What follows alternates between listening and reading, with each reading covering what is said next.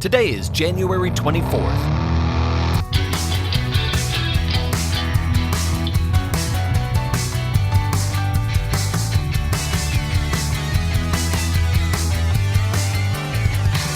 It's the 24th day of the year, and this is the On This Day podcast. On this day in 1972, two hunters are checking their shrimp traps along the Talofofo River on Guam when they come across a wild-looking man. The man panics at the sight of them and attacks, trying to grab one of their guns, but the hunters manage to subdue him. As they lead him out of the jungle, the man cries and begs them to kill him. His greatest fear on this day in 1972 is that he will be taken prisoner of war, which will bring great shame to his family and to him as a soldier in the Imperial Japanese Army, because Sergeant Yokoi Shoichi is one of the last Japanese holdouts, World War II soldiers for whom the war has never ended. Yokoi has spent nearly 3 decades in hiding, firm in the belief that his comrades will one day return for him. Yokoi Shoichi is drafted into the Imperial Japanese Army in 1941. His regiment is first sent to China and then to Guam.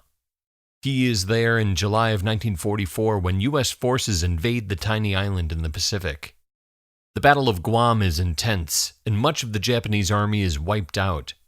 When the Japanese command is fractured, Yokoi and other soldiers like him scatter in the jungle, his fragmented platoon left to fend for themselves.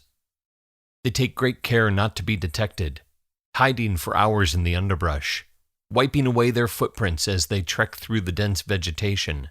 They live off the land and periodically catch and kill wild animals and local cattle. As the days pass, they retreat from the U.S. patrols that sweep the area and move deeper into the jungle. Their numbers dwindle, and soon there are only a handful of Japanese soldiers left, those who are resourceful and strong-willed. They hide from U.S. forces for months on end. Then the months turn into years, and the years turn into decades. In 1964, after 20 years of hiding in an underground cave Yokoi digs himself, supporting the earthen roof above him with bamboo canes, his 2 comrades who are hiding with him die, drowning in a flood, leaving Yokoi alone in his hole in the ground, in the deepest reaches of the jungles of Guam. Yokoi Shoichi keeps himself busy for the next 8 years, making traps to catch eels, hunting rats, doing anything to occupy his mind so he can't spend too much time thinking about home, about Japan, and about his mother. Of these 8 years he spends in total isolation, he later writes, quote, "It was pointless to cause my heart pain by dwelling on such things." Yokoi Shoichi's 28-year ordeal hiding out as one of the last Japanese holdouts from World War II comes to an end on this day in 1972 when he's discovered on a riverbank on Guam by those 2 hunters. Yokoi returns to Japan, to a family that for years believed him to be dead, and to a nation that has undergone dramatic change.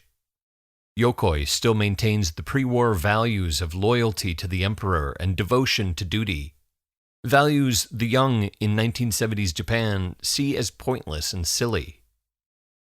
Despite this contrast, Yokoi becomes a national celebrity, invited to speak at schools and universities across the country, and authoring a book about his 28 years in hiding. But he never really acclimates to the new Japan he finds when he returns home. Yokoi Shoichi visits Guam many times in the years that follow, before his death in 1997 at the age of 82. More comfortable recalling his time as one of the last Japanese holdouts from World War II, discovered in the jungles of Guam on this day in 1972. There are 341 days left in the year. On This Day is produced by me, Dave Schultz. Thank you very much for listening.